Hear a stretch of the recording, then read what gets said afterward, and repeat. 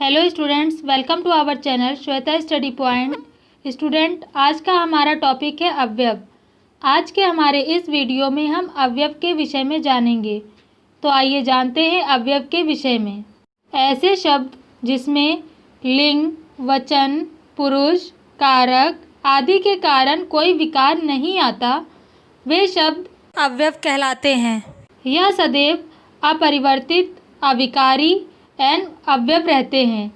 इनका मूल रूप स्थिर रहता है, यह कभी बदलता नहीं है। अतः पूर्ण रूप से हम कह सकते हैं कि वे सभी शब्द जिनका मूल रूप स्थिर रहता है, जिनमें लिंग, वचन, कारक, पुरुष आदि के कारण कोई भी बदलाव नहीं आता है, वे सभी अवयव कहलाते हैं। जैसे इधर, किंतु, क्यों, जब, तक, इसलिए इत्यादि सभी शब्द अवयव के अंतर्गत आते हैं, क्योंकि इन सभी शब्दों में कोई बदलाव नहीं होता है, इनका मूल रूप स्थिर रहता है। आइए अब जानते हैं अवयव के भेद के विषय में। अवयव के 4 भेद माने जाते हैं। पहला क्रिया विशेषण, दूसरा संबंध बोधक, तीसरा समुच्चय बोधक और चौथा विस्मयादि बोधक। आइए अब जानते हैं क्रिया विशेषण के विषय में। जो शब्द क्रिया की विशेषता बताते हैं उन्हें क्रिया विशेषण कहते हैं। जैसे वह धीरे धीरे चलता है, यहाँ इस वाक्य में किसी के धीरे धीरे चलने की बात कही गई है। यहाँ इस वाक्य में चलता शब्द क्रिया है, जिसकी विशेषता धीरे धीरे शब्दों से पता चलती है। धीरे धीरे शब्द से हमें यह पता चलता है कि वह धीरे धीरे चलता है, अतः धीरे धीरे शब्द क्रिया विशेषण के अंतर्गत आएंगे। आइए अब जानते हैं क्रिया विशेषण के भेद के विषय में। अर्थ के आधार पर क्रिया विशेषण के 4 प्रकार होते हैं। पहला स्थानवाचक क्रिया विशेषण, दूसरा कालवाचक क्रिया विशेषण, तीसरा परिमाणवाचक क्रिया विशेषण और चौथा रीतिवाचक क्रिया विशेषण। यहाँ, वहाँ, भीतर, बाहर, इधर, उधर, दाएं, बाएं इत्यादि सभी शब्द स्थानवाचक क्रिया विशेषण के अंतर्गत आते हैं। इसी प्रकार आज, कल, अभी, तुरंत इत्यादि सभी शब्द कालवाचक क्रिया विशेषण के अंतर्गत आते हैं। इसी प्रकार परिमाणवाचक क्रिया विशेषण के अंतर्गत बहुत, खूब, अत्यंत, जरा, थोड़ा, कुछ जैसे शब्द आते हैं। वहीं ऐसे, वैसे, कैसे, धीरे, अचानक, कदाचित, अवश्य, इसलिए इत्यादि सभी शब्द रीतिवाचक क्रिया विशेषण के अंतर्गत आते हैं। आइए अब जानते हैं संबंध बोधक के विषय में। जो अवयव किसी संज्ञा के बाद आकर उस संज्ञा का संबंध वाक्य के दूसरे शब्द से दिखाते हैं, उन्हें संबंध बोधक कहते हैं। कहने का तात्पर्य यह है कि वे सभी शब्द जो संज्ञा के बाद आकर उस संज्ञा का संबंध वाक्य में लिखे हुए दूसरे शब्दों के साथ दर्शाते हैं, वे सभी शब्द संबंध बोधक कहलाते हैं। वह दिन भर काम करता रहा, यहाँ इस वाक्य में भर शब्द संबंध बोधक है, क्योंकि यह संज्ञा के बाद आकर संज्ञा का संबंध दूसरे शब्दों के साथ जोड़ता है।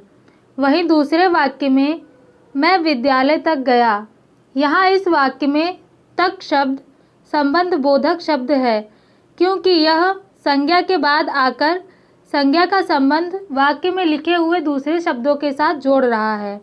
इसी प्रकार अपेक्षा, सामान, बाहर, भीतर, पूर्व, पहले, आगे, पीछे, संग, सहित, बदले, सहारे, आसपास, भरोसे, मात्र, पर्यंत, भर, तक, सामने इत्यादि सभी शब्द संज्ञा के बाद आकर संज्ञा का संबंध वाक्य के दूसरे शब्दों के साथ जोड़ते हैं, अतः ये सभी शब्द संबंध बोधक के अंतर्गत आते हैं।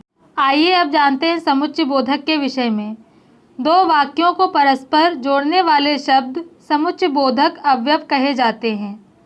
कहने का तात्पर्य यह है कि वे सभी शब्द जो 2 वाक्यों को आपस में जोड़ते हैं, वे समुच्चय बोधक अवयव कहे जाते हैं। जैसे सूरज निकला और पंछी बोलने लगे, यहाँ इस वाक्य में सूरज निकला एक अलग वाक्य है, पंछी बोलने लगे एक अलग वाक्य है। इन दोनों ही वाक्यों को जोड़ने के लिए और शब्द का प्रयोग किया गया है। अतः और शब्द समुच्चय बोधक है, क्योंकि यह इन दोनों ही अलग अलग वाक्यों को आपस में जोड़ रहा है। आइए अब जानते हैं समुच्चय बोधक अवयव के प्रकार के विषय में। समुच्चय बोधक अवयव मूलतः दो प्रकार के होते हैं। पहला समानाधिकरण, दूसरा व्याधिकरण। समानाधिकरण समुच्चय बोधक के 4 उपभेद होते हैं। पहला संयोजक, और, एन तथा इत्यादि सभी शब्द संयोजक के अंतर्गत आते हैं। दूसरा उपभेद होता है विभाजक, या, अथवा, नहीं तो। इस प्रकार के सभी शब्द विभाजक उपभेद के अंतर्गत आते हैं। समानाधिकरण समुच्चय बोधक का तीसरा उपभेद विरोध दर्शक है। पर, परंतु, लेकिन, किंतु, मगर, वरन, इस प्रकार के सभी शब्द जो कि विरोध दर्शाते हैं वे विरोध दर्शक के अंतर्गत आते हैं। समान अधिकरण समुच्चय बोधक का चौथा उपभेद परिणाम दर्शक है। इसलिए, अतः, अतएव, इस प्रकार के सभी शब्द जो परिणाम दर्शाते हैं वे परिणाम दर्शक उपभेद के अंतर्गत आते हैं। समान अधिकरण समुच्चय बोधक के अनुसार ही व्याधिकरण के 4 उपभेद होते हैं। पहला कारणवाचक। कारणवाचक के अंतर्गत वे सभी शब्द आते हैं जो कि कारण दर्शाते हैं, जैसे क्योंकि, जो कि, इसलिए कि। इस प्रकार के सभी शब्द कारणवाचक के अंतर्गत आएंगे। व्याधिकरण का दूसरा उपभेद उद्देश्यवाचक होता है।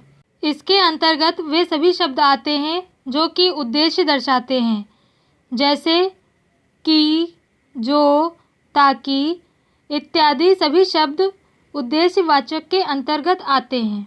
व्याधिकरण का तीसरा उपभेद संकेतवाचक है।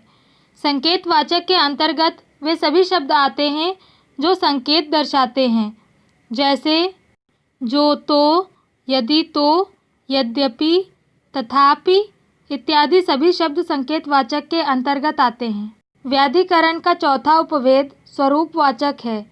स्वरूपवाचक के अंतर्गत कि, जो, अर्थात, यानी इस प्रकार के सभी शब्द आएंगे। आइए अब जानते हैं विस्मयादि बोधक के विषय में। जिन अवयव से हर्ष, शोक, घृणा आदि भाव प्रकट होते हैं, जिनका संबंध वाक्य के किसी दूसरे पद से नहीं होता है, उन्हें विस्मयादि बोधक अवयव कहते हैं। कहने का तात्पर्य यह है कि वे सभी शब्द जिनसे हर्ष, शोक, घृणा आदि भाव प्रकट होते हैं और जिनका संबंध वाक्य के किसी दूसरे पद से नहीं होता है, वे सभी शब्द विस्मयादि बोधक अवयव कहलाए जाते हैं। जैसे हाय, वह गिर गया। यहाँ इस वाक्य में प्रयोग किए गए हाय शब्द से शोक का भाव प्रकट होता है और इसका संबंध वाक्य के किसी दूसरे पद से भी नहीं है, अतः यह विस्मयादि बोधक अवयव के अंतर्गत आएगा। आइए अब जानते हैं निपात के विषय में। निपात इन चारों की ही भांति अवयव का एक भेद है। मूलतः निपात का प्रयोग अवयवों के लिए होता है। इनका कोई लिंग वचन नहीं होता। निपातों का प्रयोग निश्चित शब्द या पूरे वाक्य को श्रव्य भावार्थ प्रदान करने के लिए होता है। निपात सहायक शब्द होते हुए भी वाक्य के अंग नहीं होते हैं।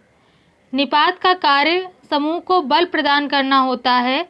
पूर्ण रूप से हम कह सकते हैं कि ये वे शब्द होते हैं जिनका प्रयोग अवयव के लिए होता है, जिनका ना तो कोई लिंग होता है ना वचन होता है। इनका प्रयोग केवल निश्चित शब्द या पूरे वाक्य को श्रव्य भावार्थ प्रदान करने के लिए किया जाता है। ये वे शब्द होते हैं जो सहायक शब्द होते हुए भी वाक्य के अंग नहीं होते, लेकिन पूरे वाक्य को बल प्रदान करते हैं। निपात के कई प्रकार होते हैं, जैसे स्वीकृति बोधक। इसके अंतर्गत हाँ, जी, जी हाँ, अवश्य इस प्रकार के सभी शब्द आते हैं। निपात अवयव का दूसरा प्रकार नकार बोधक है। इसके अंतर्गत जी नहीं, नहीं इत्यादि सभी शब्द आते हैं। निपात अवयव का तीसरा प्रकार निषेधात्मक है। इसके अंतर्गत मत जैसे शब्द आते हैं। इसका चौथा प्रकार प्रश्नबोधक है। इसके अंतर्गत क्या, कैसे, इस प्रकार के सभी शब्द आते हैं। कहने का तात्पर्य यह है कि स्वीकृति बोधक के अंतर्गत वे सभी शब्द आते हैं जिनसे स्वीकृति मिलने का संकेत मिलता है।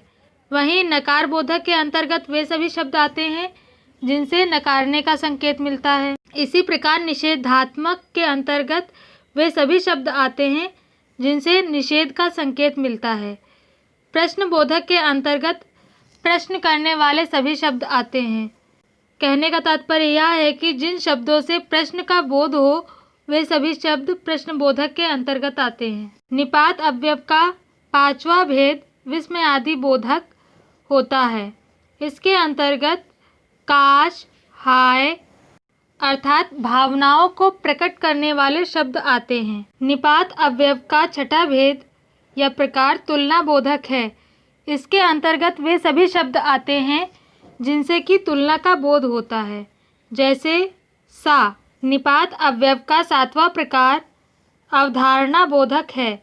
इसके अंतर्गत ठीक, करीब, लगभग, तकरीबन इत्यादि सभी शब्द आते हैं। निपात अवयव का आठवां प्रकार आदर बोधक है। इसके अंतर्गत वे सभी शब्द आते हैं जिनसे कि आदर का बोध होता है, जो कि किसी दूसरे को आदर देने के लिए प्रयोग किए जाते हैं, जैसे जी।